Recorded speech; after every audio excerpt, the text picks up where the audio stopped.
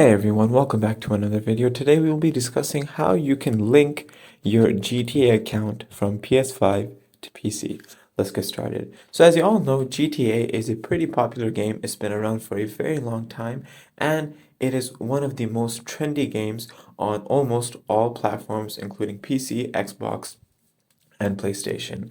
Now, unfortunately, to deal with the issue at hand, it is unfortunately not possible to link or transfer your GTA account from PC to PS5 or vice versa from PS5 to PC.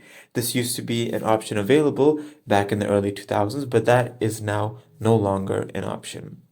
Of course, it does not support cross console gameplay, but you can transfer from PS4 to PS5 or from Xbox One to Xbox Series as a one-time migration. But unfortunately, from a PS5 to PC is simply not possible. I hope this video was helpful. Thanks for watching.